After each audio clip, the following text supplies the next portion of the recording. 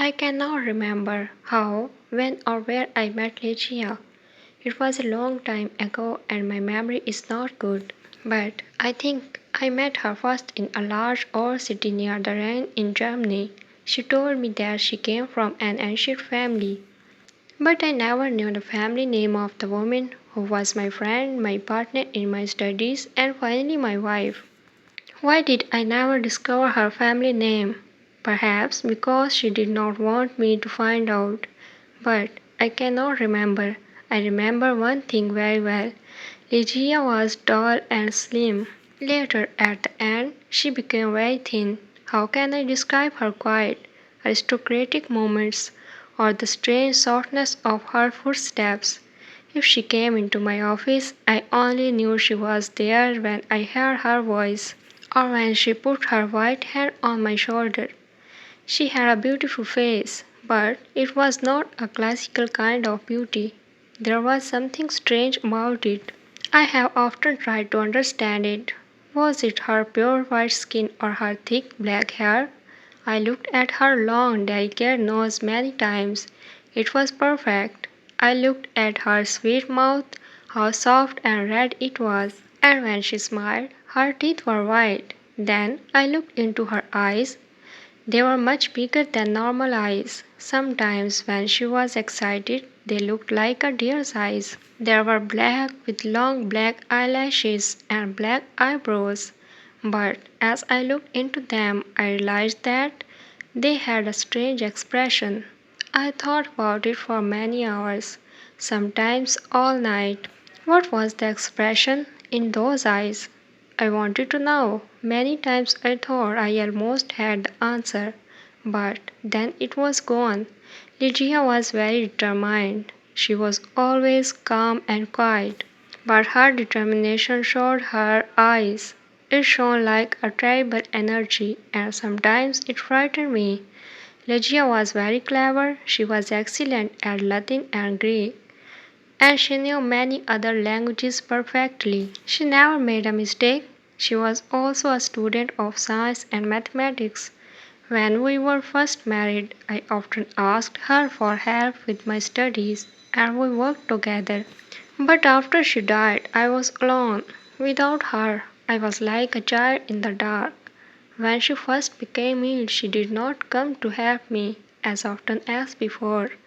She lost weight and her skin became pale and transparent. When I saw that she was dying, I felt desperate.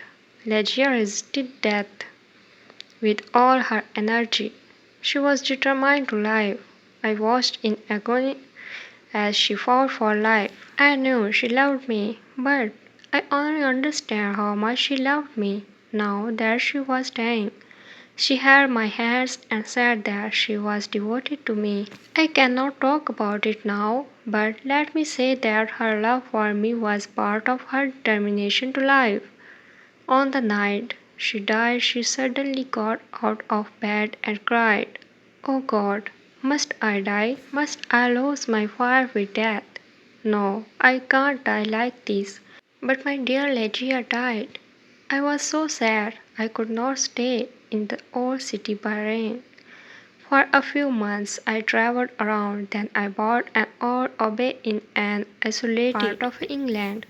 This dark, sad place expressed my feelings of loneliness, but I decorated it with beautifully colored curtains, carpets, and ornaments. I said to myself, perhaps the bright colors will make me feel happier. Unfortunately, they did not.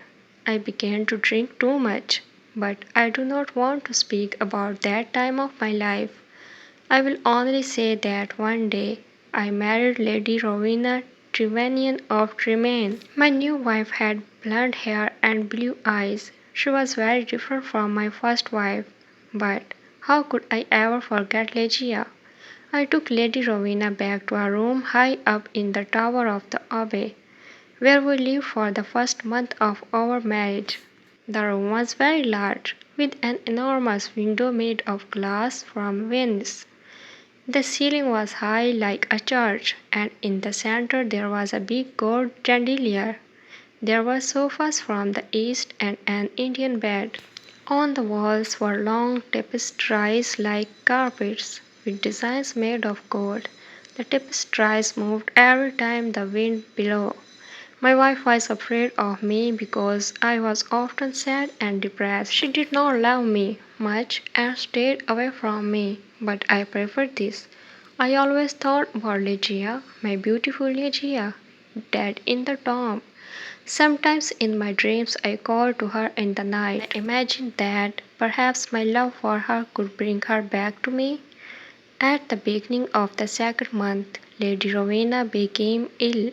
She did not sleep very well and told me she could hear sounds and movements in the tower. You have a fever?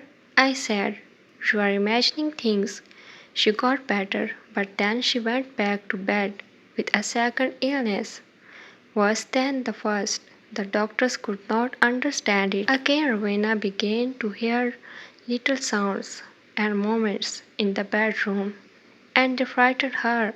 One night at the end of September, she woke up suddenly. I was sitting on a sofa by her bed. She whispered to me that she could hear sounds and see movements, and there was a frightened expression on her thin face, but I saw and heard nothing. It's the wind, I explained. You can see the tapestries moving in the wind. But her face was white with fear and she nearly fainted. I remembered that there was some wine on the table on the other side of the room. As I walked under the light of the chandelier, a strange thing happened. I felt something invisible pass me, and on the carpet I saw a shadow, almost the shadow of a shadow. I decided to say nothing to Rowena. I poured out a glass of wine and gave it to her. Then I sat on the sofa and watched her. After some moments, I heard very quiet footsteps on the carpet, coming towards the bed. A second later, as Rowena was about to drink the wine, I saw, or perhaps I dreamed that I saw 3 or 4 large drops of a bright red liquid fall into the glass. Rowena did not see it. She drank the wine, and I said nothing because I thought it was only my imagination. After this, Rowena's health got much worse, and on the third night she died. Her servants prepared her for the tomb, then covered her with a sheet. The next night I sat alone with her body in the bedroom. Strange forms and shadows moved around me. I looked nervously into the dark corners at the moving tapestries and I felt frightened. Then I looked at the carpet under the chandelier. There was no shadow there and I felt better. When I looked at Rowena on the bed, sad memories of Legia, the only woman I ever loved, came back to me. It was perhaps around midnight when I heard a sound. It was quiet but clear, and it woke me from my dreams. I thought it came from the bed. I listened in terror, but I did not hear it again. I looked carefully at Rowena for any sign of life. She was not moving, but I continued to look at her. Minutes passed, then I noticed a little color in Rowena's face. My heart stopped in horror. I could not move. When I understood that Rowena was not dead, I tried to revive her, but soon the color disappeared from her cheeks. Her face looked like marble again, and her lips were thin with the horrible expression of death. When her body was cold and red, I fell onto the sofa and dreamed about Legia. An hour later, I heard the same sound as before. I listened. Yes, there it was again, a sign from the bed. I ran over and saw clearly that her lips were trembling. Then they opened, showing her bright teeth. I thought I was going mad. There was pink color on her cheeks and neck. Her body was getting warm again and her heart was beating a little. Lady Rowena was alive. I did everything I could to revive her. Then suddenly her color disappeared. Her heart stopped, and her body became cold and red. I sat down and began to think about Ligia again. Then, again for the third time, there was sound from the bed. But why must I describe the horrors of that night? Again I tried to revive Rowena, and then a fourth time. Each time she seemed to fight with an invisible force, and each time her body changed. I cannot say how, but she looked different.